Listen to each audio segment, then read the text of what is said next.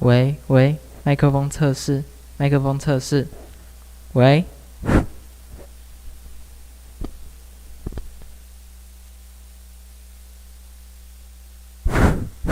喂，麦克风测试，麦克风测试，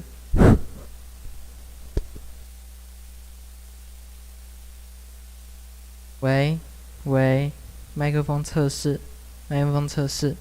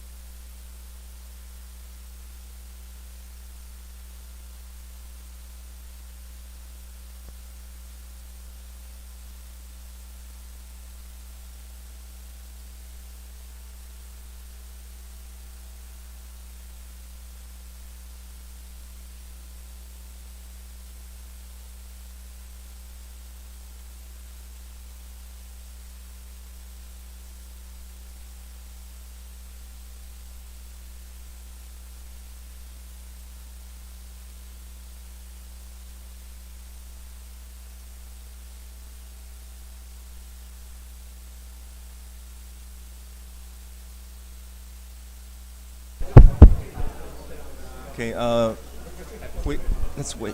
几点？1点嘛，这还有2分钟。2分钟。我们这边讲话听得到吗？测试，可以。院长，谢谢。This is for you. Okay, no problem. Hello, hello. Maybe in case.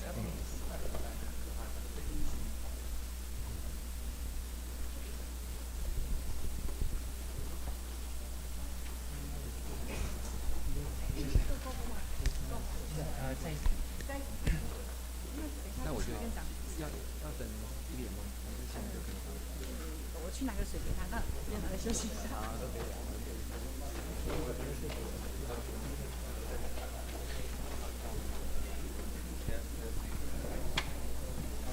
等一下，我们简单先介绍你，用中文，中文可以吗？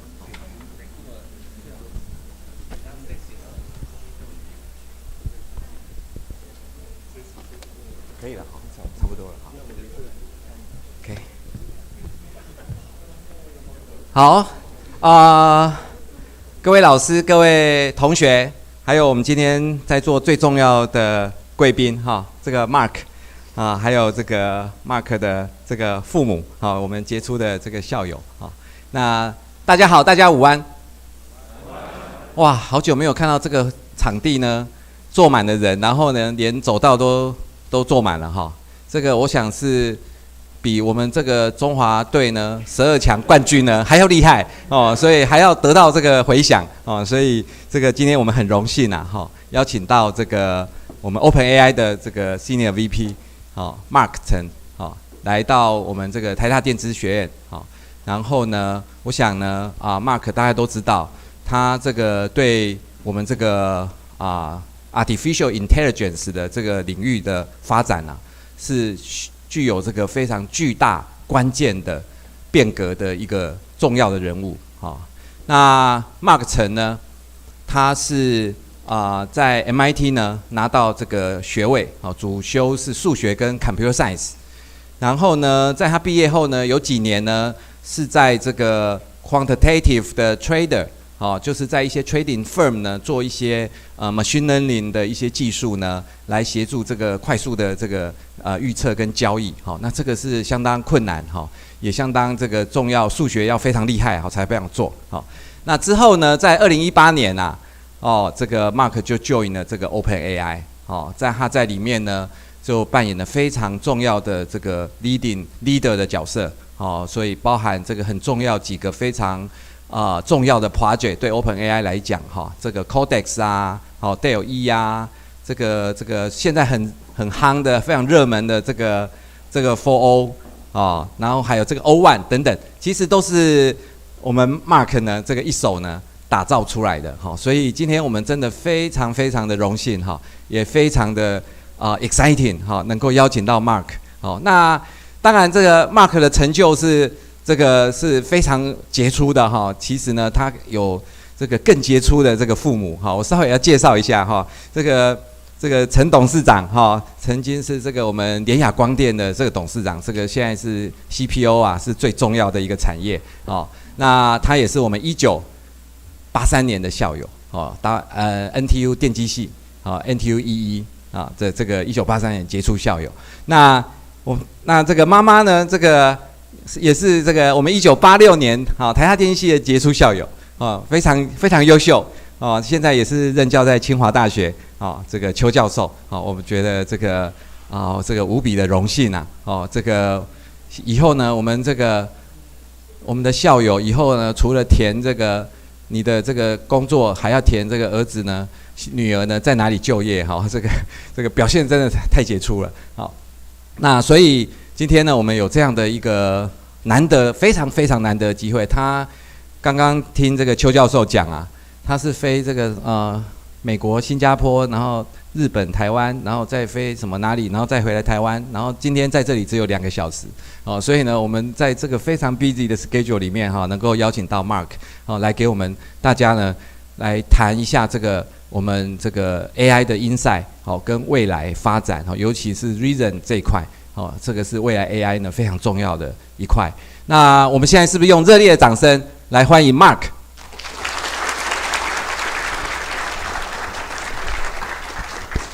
Great. Thank you so much for the kind introduction. And yeah, thank you all for showing up today. It's really, really humbling for me. So today, I'm going to be giving a talk on teaching GPTs to reason. I want to focus a little bit on the O series of models, which we've been developing, and also kind of talking about the whole story arc of how we got there. I want to start with a very brief history of scaling GPT. And I think the journey there really begins with GPT-2. So if you've read the paper, the title is Language Models are Unsupervised Multitask Learners. That's a lot, right? It doesn't make too much sense when you first look at it. But just to unpack that, at that point in time, a lot of the models that people built were implemented just for one specific task. And they were engineered for that task. You would build an architecture just to solve one thing. And you would develop algorithms to solve one thing. And the key insight here, which feels simple today, but back then was not very simple, is that language provides a flexible way to solve all different tasks. And you can just output it as a sequence of words.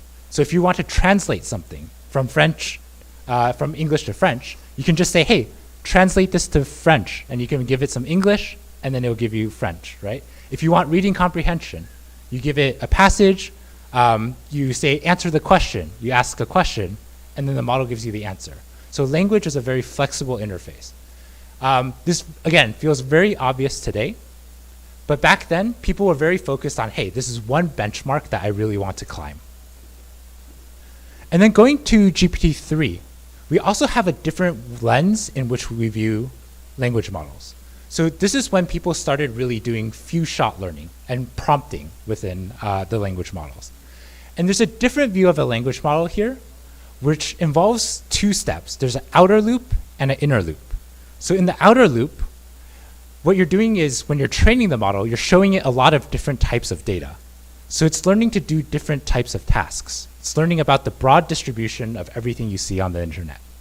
And then in the inner loop, when you see one piece of data, you're trying to figure out what exactly is it that I'm supposed to be doing, right? You have to look at some prefix and then understand what you're supposed to do, what word you're supposed to generate. So there's this dual view of an outer loop and an inner loop kind of training for GPT-3. And I would say GPT-3 was a very big milestone because it was the first time that for some actually very important benchmarks, language models were achieving human level performance.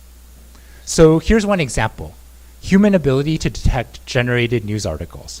So prior, you would have models basically unable to fool humans, right? You can give a human a model-generated article and a real article, and they can tell the difference. But here, we see GPT-3 at the rightmost point here, and the bottom line is 50%, and really this model is just able to fool a lot of humans. So where do we go from there, from generating news articles to more complicated evals? In GPT-4, we have models which are performing at the level of very strong high school students. These are US-based standardized exams, the SAT, the GRE, the LSAT, the BAR, and these models are performing at the top 10%. So you can think of it as a very strong high school student, okay? And in addition to that, GPT-4, it was the latest data point in our research program on predictably scaling LLMs. So really, OpenAI is in the business of scaling large language models. And to do that, we need to be able to accurately predict what we're going to get when we go to the next order of magnitude of scale. So really, one of our fundamental goals is to build a deep learning stack that scales very predictably. And this is important because we want to be able to tell people externally, when we build the next model, what are we going to get from it? So just to give you an example, this is the performance on one of our internal coding repositories at OpenAI. And before training GPT-4, we fit this curve through all of these black dots. And we said, okay, our prediction when we train GPT-4 is going to be this point over to the right. And the prediction lined up almost exactly perfectly. So again, GPT-4, the latest data point in a program of predictable scaling. So if we can keep scaling, why focus on anything else? Why focus on reasoning at all? Well, I think it goes back to when you look at the behavior of the model, you still feel like there's something missing. Even though GPT-4 feels like it has a lot of knowledge, right? Sometimes it feels like it's only able to use that knowledge in a very shallow way. And when we've looked at a lot of the pathologies, a lot of the failures of GPT-4 in the past, one theme of failure feels like it's not really able to think for a while before it reacts. So it's a system one thinker. You ask it something and it gives you an instinctive response. Whereas if you talk to a human, sometimes if you give them a harder prompt, right, you expect a human to think longer. They'll say, hey, let me think about it, let me get back to you, right? And that's the behavior you want the models to have too. They should calibrate to how hard the prompt is asking, and then they should give you a response accordingly. So how do we bridge that gap between system one thinking and system two thinking for language models? That's really the theme about reasoning.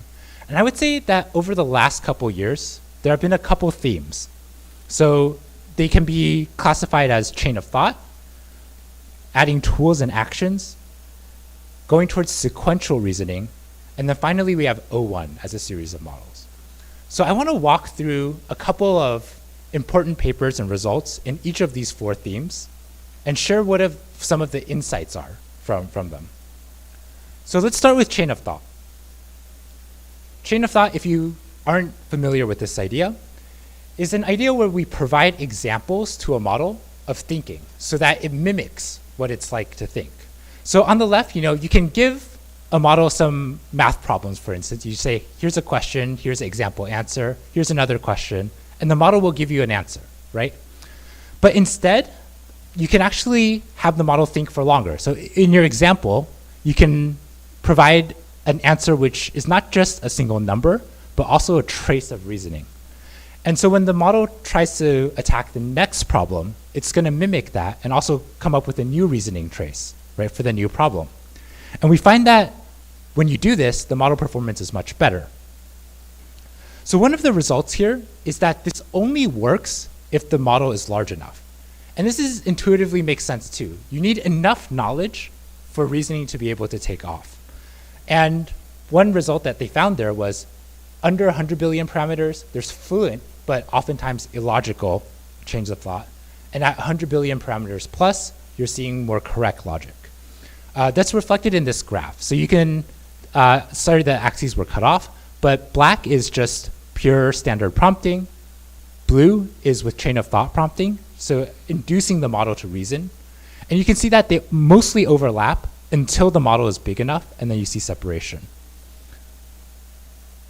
So what are the insights that we get from chain of thought? Chain of thought first is an emergent ability at scale. Chain of thought helps a lot with tasks that require multi-step reasoning. This is stuff like logic, arithmetic. And one intuition for why this works is it helps the model reduce the mental load per token, right? So if you imagine you give a question and you have to immediately produce a token, that's the response, how much computation has to go into just generating that one token? There's a lot of thinking there, right? But now if you have a very long trace of thought, you're amortizing the amount of thinking per token, so the mental load is smaller. And it also leverages pre-training exposures. So because the model was pre-trained on most of the internet, it understands when you're asking it, hey, look, this is a step-by-step trace for how I would solve a problem. And it kind of encourages intermediate reasoning by moving it towards that type of distribution. Like, let's say you've seen a lot of narratives, right? That would help you understand what reasoning looks like. So there's a simpler thing you can do.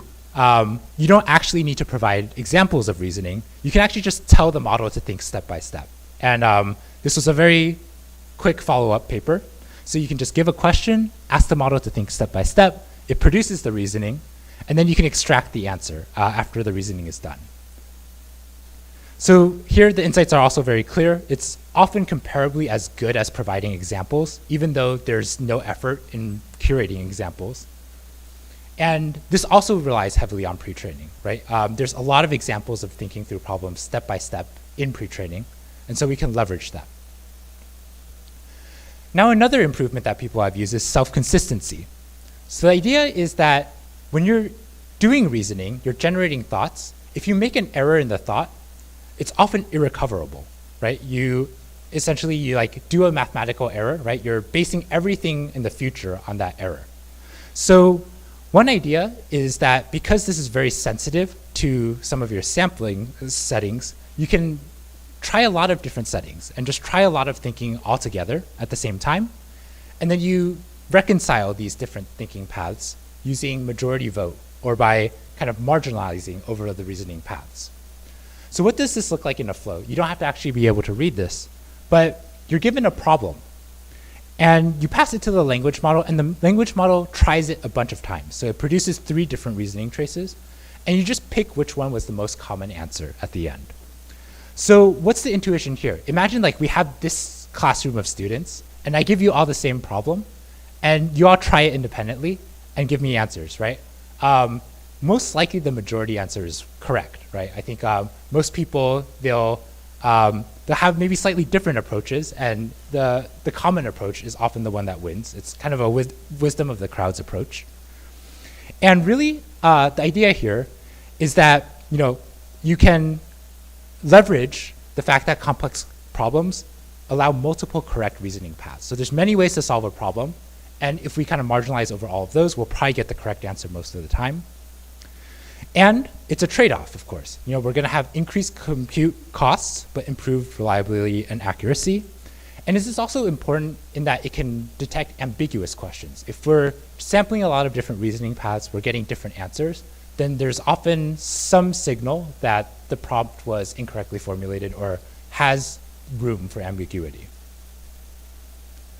So let's move to a section on tools and actions. This is also a way to bootstrap reasoning in our models. One of the most important papers here is ToolFormer. So the idea here is that language models can teach themselves to use tools. And again, language models, they excel at in-context learning, but often struggle with simple things like lookups or arithmetic, right? So why not just delegate these to external tools?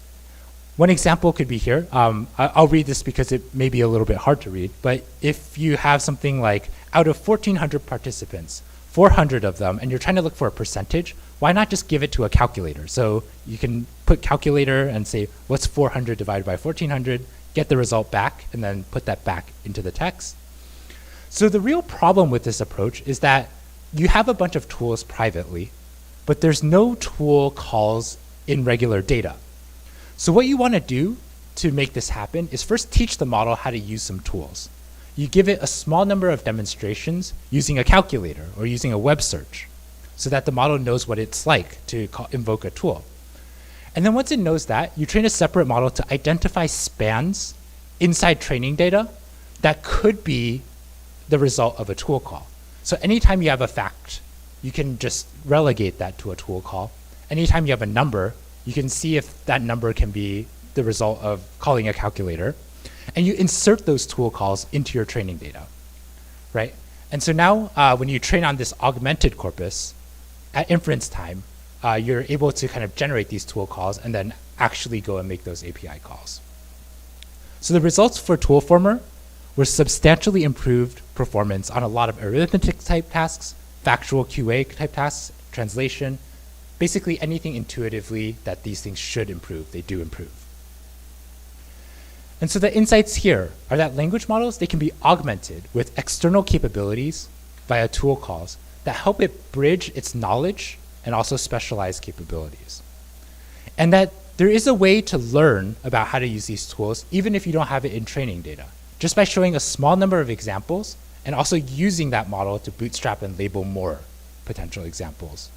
And this is a powerful way to reduce a language model's reliance on memorization, right? It separates out the memorization slightly from the reasoning, and it allows you to overcome some of the limitations in arithmetic.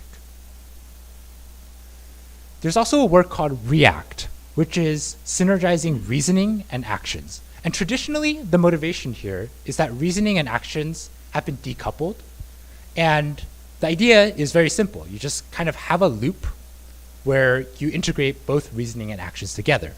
So while a problem isn't finished, what you do is you prompt the LLM to produce reasoning and then an action.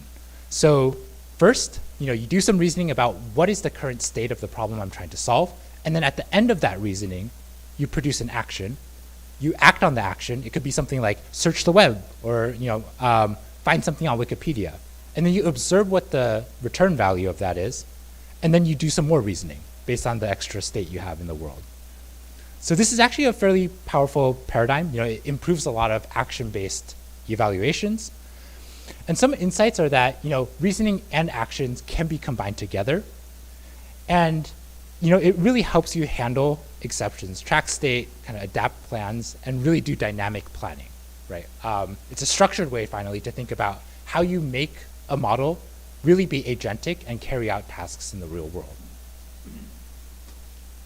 So I'll talk a little bit about sequential reasoning as well. So this is one of the works that we did at OpenAI called Let's Verify Step by Step.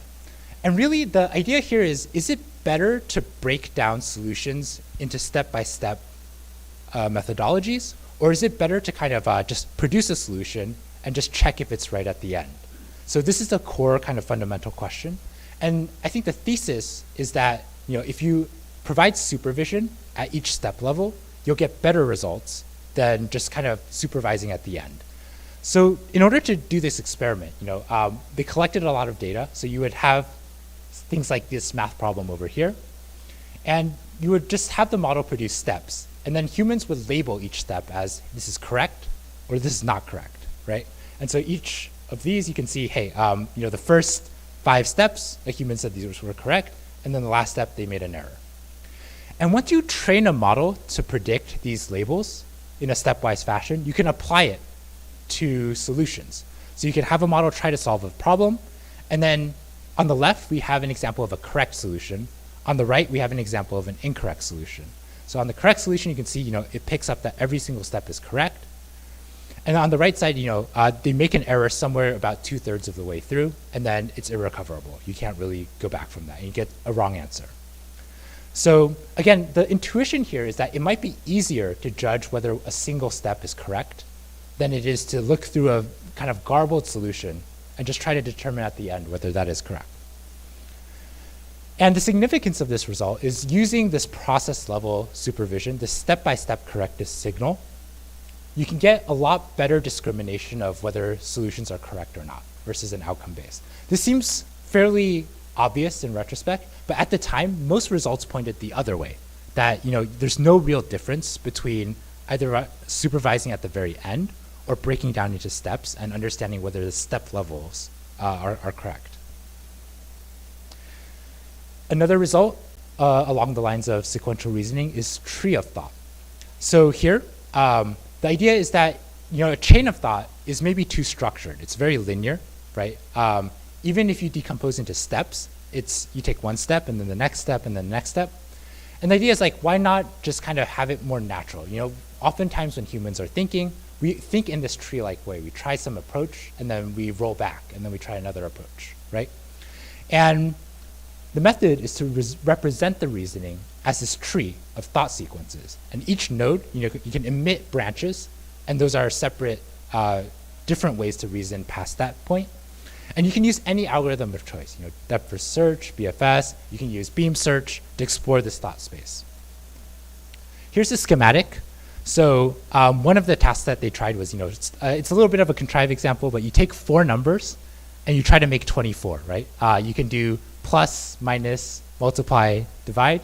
And really you start with 4 numbers and then you try expanding a thought, and then you have a language model judge whether you've made any progress after doing this kind of thought or this sequence.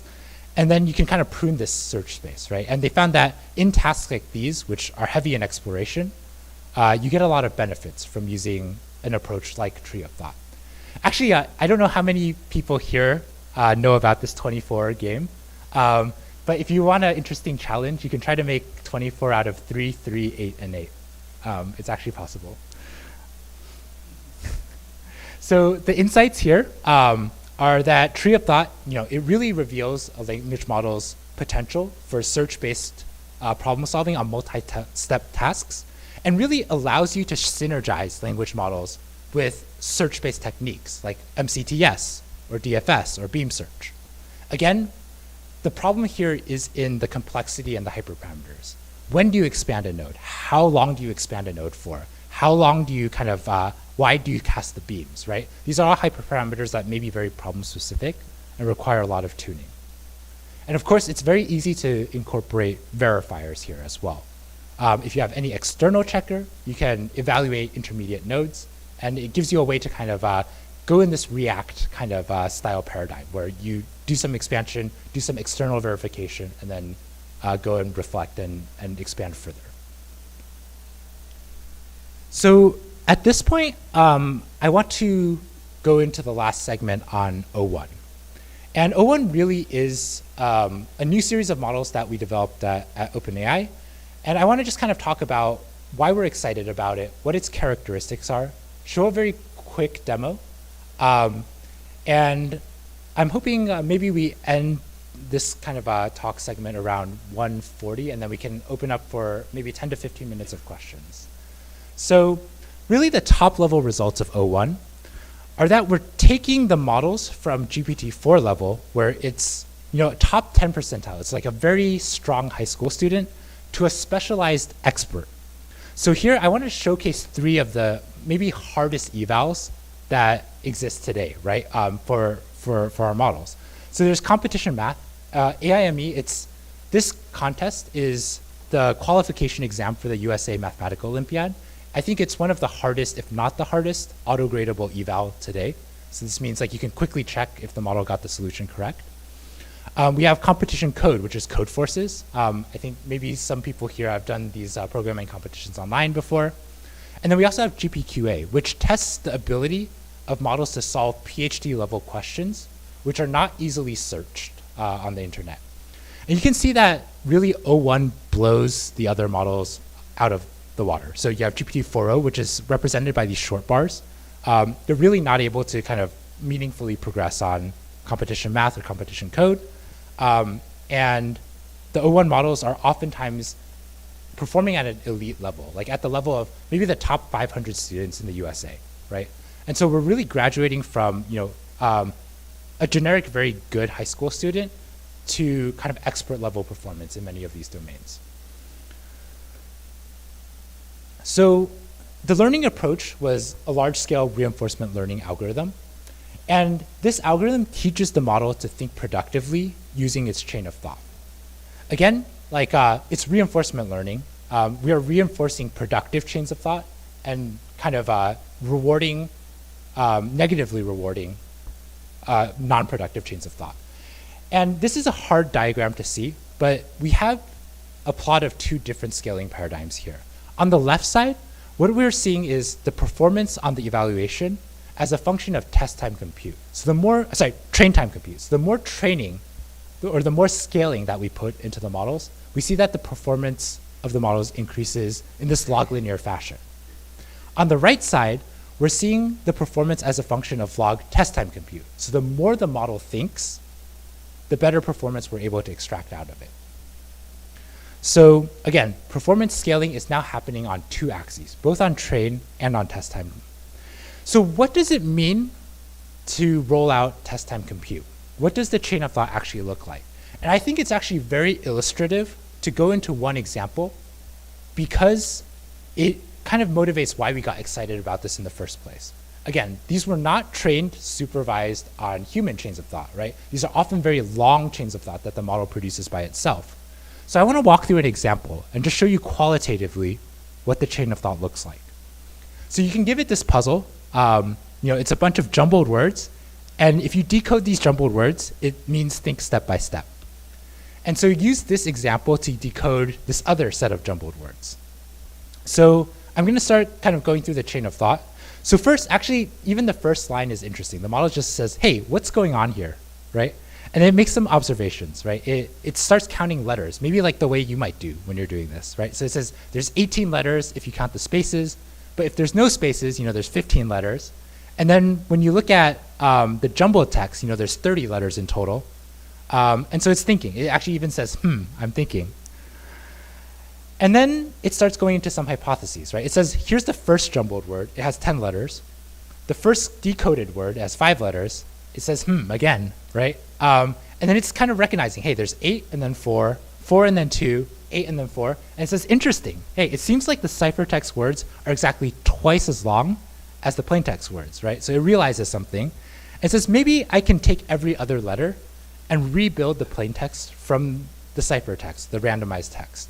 And so it comes up with a very simple hypothesis first. It says, what if I just take every other word, right, in the jumbled text?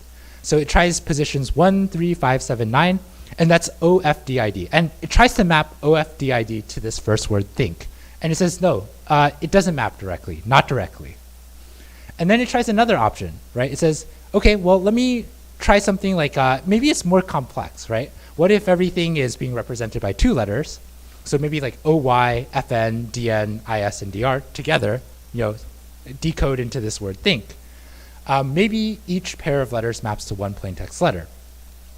So now it's trying other options. It's saying, but how does this work? Option 1, let's try summing the letters, right? So it says OY is 15 plus 25, and that's 40, but T is 20. It's like, okay, well, that's not quite right. Let's try subtracting.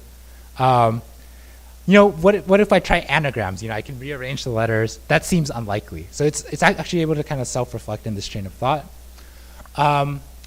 And it's also trying other things. Like, what if I take the sum of the cipher pair mod 26, right? It takes a sum and it says, oh no, actually that's 14, which is n, and that doesn't match. So it's trying a lot of things. Actually, sometimes it gets even frustrated. You can see, let's try this, let's try this, let's try this. And then it'll back up and kind of reflect a little bit. And so this actually feels very human-like, right? It's just how we would approach a problem ourselves. And again, we have some levers such that we can scale this out to as long or as much thinking as we want. And I think that's the really exciting thing here. Even if this kind of, the complexity per token is not high, right? These are all very basic things we would try. If you have the model think long enough, it's more persistent than we are as humans. And eventually, it comes up with the correct answer. I think that's the really exciting thing about this paradigm. And at the very end, it says, alternatively, maybe let's average the 2 letters that correspond to T. So you have 15 plus 25 divided by 2 is 20, which is T. And then it says, wait a minute, that actually seems promising, right? And so it verifies that this is the correct thing. And then at the very end, it discards all of this chain of thought, right? And it says, hey, I'm going to give you a ChatGPT style answer. So it says, look, there's a decoding method. Here's how the decoding method works. I have this 5-step procedure. And I'm going to apply this method to the ciphertext. And then here's how I apply it, right? It's carrying out the algorithm very formulaically. And then at the end, it says, okay, yeah, the decoded thing is there are 3 R's in strawberry. So again, this is the thing that got us excited. It's like we're getting very, very human-like chains of thought. It's not necessarily linear. It's able to kind of backtrack, explore hypotheses, realize that what it got from an incorrect rollout, and then continue on and really kind of crack some very hard problems. So I'm going to show a very quick demo and exit out of the screen. So one of the ways I like to demonstrate this is with PuzzGrid. So this is a variation of a New York Times puzzle you might be familiar with. It's a grid of 16 words, and you're supposed to find basically common groups of 4. So 4 groups of 4, and there has to be something that joins all of the groups together. The thing that makes this puzzle hard is that some of the obvious groups don't have just 4 things in them. They could have like 5 or 6 things. So you have to think a lot, and it requires quite a bit of reasoning. So here's an example of a puzzle here, right? Like you'll get this grid. And I want to stress that like if you look at a GPT-4o response, it gets this wrong, actually. So I tried this prompt already. And at the end, it says like the last group should be like units of measurement. I think like Cobalt, that's really a stretch when it comes to groups of units of measurement. And if you input this, it's gonna be wrong. So I'm gonna just try this with like a O1 preview and just kind of enter this in. And you can see that the model is doing some thinking here. Yeah, it's identifying patterns. And it's kind of explaining high level what's going on in the chain of thought. So one thing that we've done is, it's actually oftentimes very hard to read this full kind of rambly chain of thought. So we actually distill out what it's doing at a very high level. So you can say, oh, it's found types of whales, types of angles, shades of blue, which cobalt actually is, and then types of worms, right? And these are four different groups. So we can try, like beluga, blue, humpback, and killer. Let's see, beluga, killer, humpback, blue. Okay, that's the correct group. And then we have angles, acute, obtuse, right, and straight. Obtuse, right, and straight. And then the next group is types of worms: earth, silk, book, and inch. Cool. And then it's able to productively solve this, right? And again, like cobalt's not in the units of measurement. So really, like reasoning is able to, you can see why it's useful for these type of tasks, and it really does work. Again, I show this example because I think just 3 months ago on Twitter, there were papers being published. Like this is, the thing that language models can't do. And it's like, this will completely be a test, and it's going to be one of the fundamental limitations. And I do think reasoning just breaks through a lot of these types of evaluations. So going back here, we also tried O1 for the IOI exam. So the IOI, it's an international Olympiad. It's for the top 4 students, computer science students, in each country, representing the high school kind of level. And what we found at the IOI competition was that when we allowed 10,000 submissions per problem, the model is able to achieve a score of 362.14, which is above the gold medal threshold, right? Again, what this shows is that it's both impressive and not impressive at the same time. I think what's impressive is that the model has the capability to actually get the correct solutions and passing solutions to some of the hardest problems that we've ever designed, right? What's unimpressive right now is we haven't found a way easily to extract that one solution without testing them. But I do think what AI progress has shown over time is, every generation, we can reduce this 10,000 number, to like 1,000 and then 100, right? And then at that point, really the model is starting to come up with really, really good answers every single time. I just want to show this graph and interpret it a little bit. So on the top, we have this gold line. That's kind of the score for a gold medal. Silver is roughly this kind of middle dotted line. And then bronze, it's a little bit hard to see, but it's a little bit above 200. And you can see the number of samples required to achieve each level of performance. So for a gold medal, you do need something like 10,000 samples.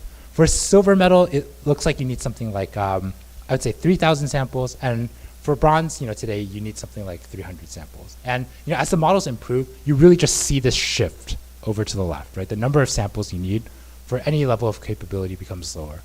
But I think it's really remarkable that these models can generate passing solutions to these problems at all. Again, these are some of the hardest problems and often formulated in ways that aren't very direct. So this year, there was this problem that required you to write kind of this interactive pair of functions, where one person's trying to transmit a message, one person's trying to kind of decode a message, and you need kind of complicated gymnastics to understand the interplay between these two functions. So it's very, very much a non-standard coding problem. And the last thing I want to say is that O1 is actually our safest model so far. So this is a little bit counterintuitive, but it's also makes sense when you think about it a little bit more. When you look at something like a jailbreak, right? You tell the model, hey, here's a trick question, and you have to respond right away, right? The model responds right away, and then oftentimes it gets tricked. But if the model is able to reason, if you give it a jailbreak, then it can think a little bit, right? It can try what its original response would be and be like, hey, wait, is this actually what I wanted to do? Does this actually adhere to the standards or the principles, that I'm trying to adhere to? And oftentimes it's a lot better at capturing when it's being tricked or when the user's trying to do something that you're not supposed to do. And so what we're seeing is that O1 is the safest model that we've trained on all of our jailbreaking and other safety benchmarks. And one cool thing is this chain of thought gives us increased insight into what the model is doing. It allows us to monitor the model's internal thought processes, right? So it's, you're able to tell like when it does something unsafe, what was it thinking the whole time, right? It gives you this lever. If I let it think longer, would it have still been unsafe?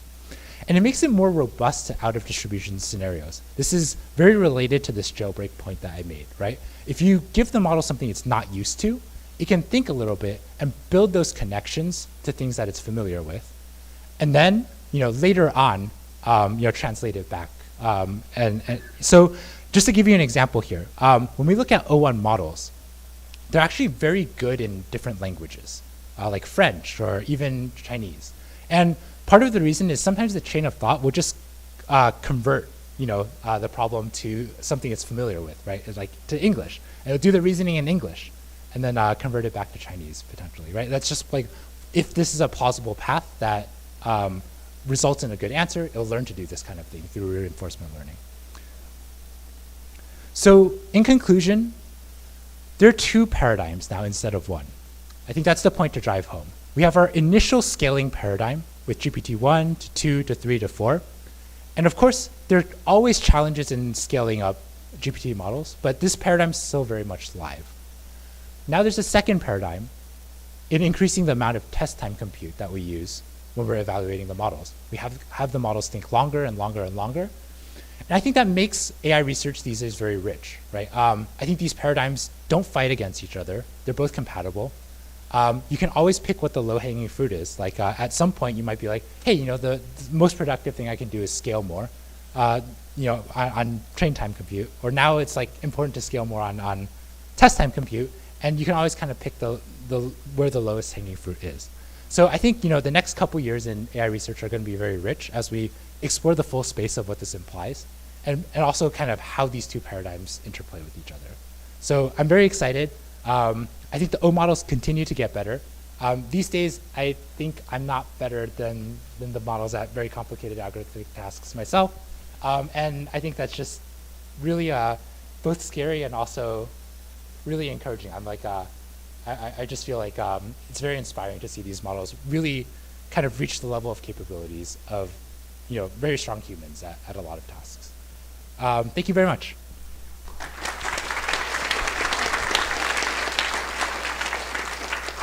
Yeah, thank you, Mark. A very wonderful talk. Any question or comments?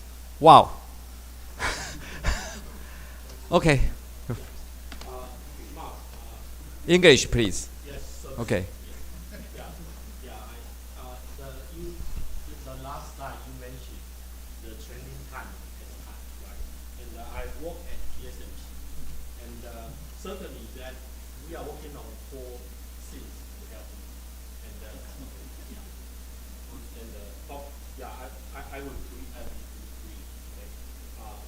Are you okay?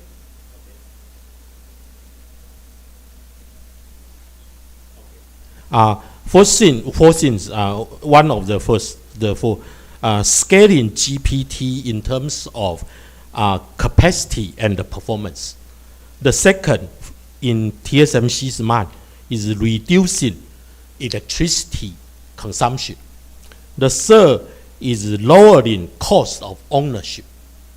The fourth is optimizing configuration, make it friendly.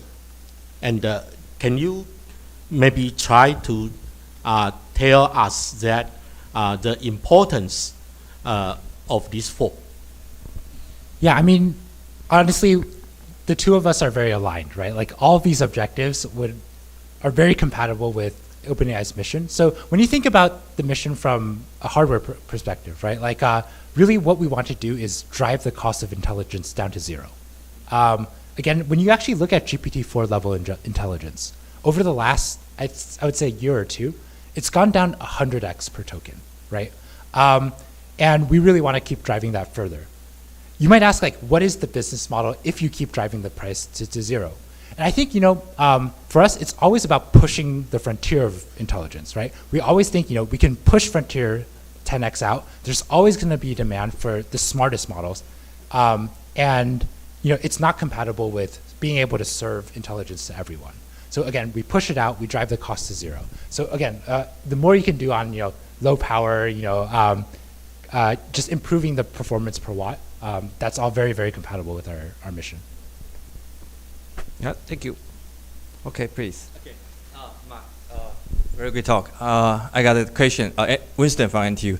So I think this question also great interest for the industry here. So you just mentioned that reasoning is so important, right? Is it possible or any advice that we can migrate from the reasoning from the cloud to the edge or the local server? Because you can, lots of effort, right? The green, more sustainable model in the cloud, and also distributed the workload and do more sophisticated reasoning, and the edge device gets more powerful in this kind of hybrid model. So is there any hints? So I think the industry are more like to collaborate with you guys here. Thank you. Yeah, that's a very good question. And I think traditionally it's been hard because you saw from the chain of thought paper, right, that oftentimes reasoning only really kicks in at enough scale.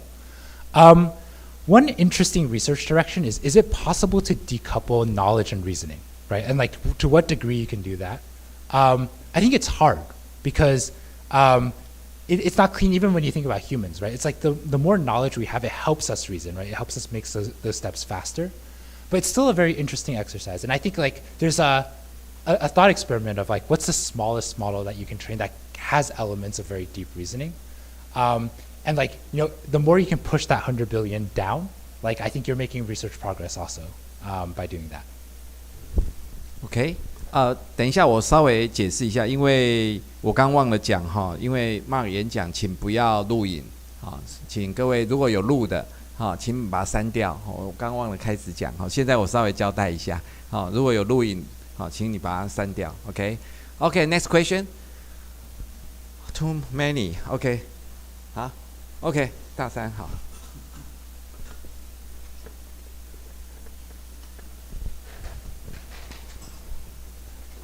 Yeah, there was a paper about language models are zero-shot reasoners, and following what you just mentioned, can we really separate knowledge from reasoning? If we really can separate it, then how transferable is reasoning? Right? Because if it's really transferable, then we can find a particular domain where it's particularly easy to train reasoning. Train there, and they would then suddenly be able to reason on all the subdomains. I'm asking you this because I got a lot of requests on domain-specific models. I'm like always debating, is it really worthwhile to do domain-specific stuff? So the important thing, then critical thing is how transferable it is. Can you comment on, can I just learn that strange cobalt game, and then I can reason how to design a IC, right? That's a very good question. I think it's very aligned with the way we do research at OpenAI. So again, we're in the business of working on transferable, generalizable paradigms, right? And when you look at reasoning, I think it has that characteristic. When you look at old RL systems, right? You're learning to solve, let's say, one game, like chess, right? You build a system that can do that, but it can't really do anything else, right? So it's quite shallow in that respect. But you could imagine like the reasoning that you do when you learn to play chess. That may be transferable to many other things, right? And I think that is the general principle that underlied our desire to push on reasoning too, right? It's like the reasoning that you learn in one domain may be specific, but also transferable, because reasoning I think is quite common, right? It's a quite common skill. And I think one of the most exciting things that we've seen was just having generalization of reasoning, more so than just these narrow domain kind of models. OK， Here， 好，请你，好。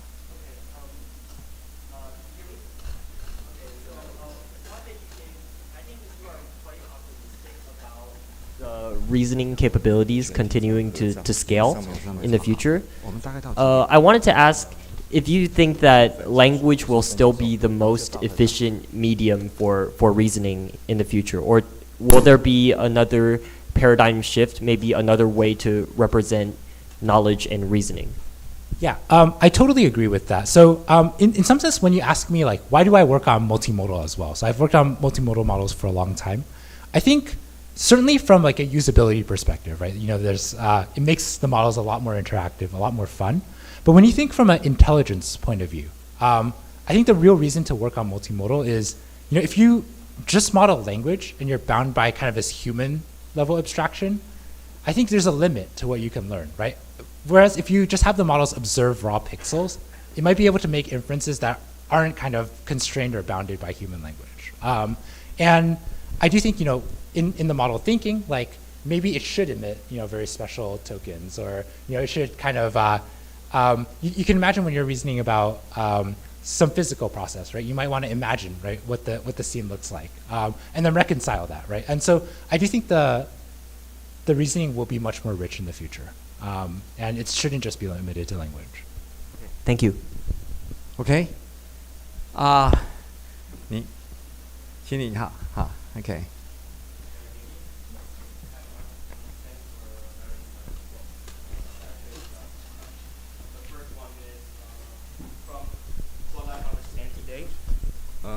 The word you share is about the post-training phases. That after a large language model is trained, you find a novel mechanism to utilize it. But for the next step, for the developing a better or a more capable large language model, what effort do you think is still needed for the training, or is just the matter about the scaling the model or the data? And that's the first question. Yeah. I think that's a very good question. It's also a deep question, and I do think in some sense, this two-step approach makes sense, right? Like you first want to build a model that's very smart, right? Like it knows a lot of things, and then you can kind of teach it to explore like things that it hasn't thought of before, right?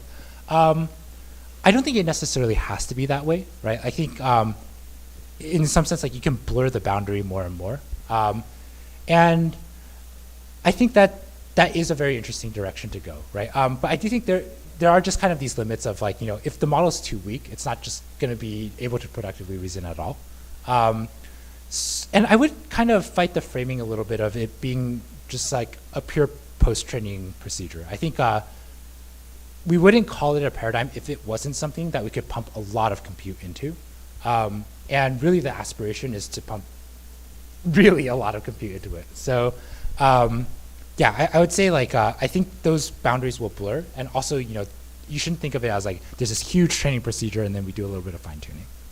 Cool.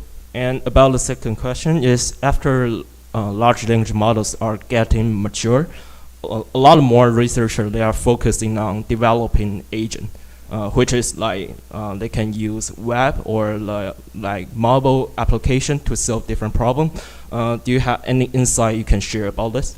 Yeah. So let me connect reasoning and agents, because I think it's also not quite obvious. So when you think about doing math, I actually view this as a very agentic task. So when I solve a math problem, right, I try a step, I try maybe 2 steps, and then nature gives me a reward, right? It tells me this didn't work, right? And then I have to try to find something else, right? I have to try some other way to solve the task that I was originally given. And I feel like this same kind of pattern in I try some approach, I learn from it, I get hard feedback, I try some other way to solve the task, that gives you robustness, and that's what you need for agents. I think that's the missing thing that you need for agents. Agents aren't new, but they lack robustness, right? That's why people don't use them widely today. I think reasoning is that gap. OK， one more.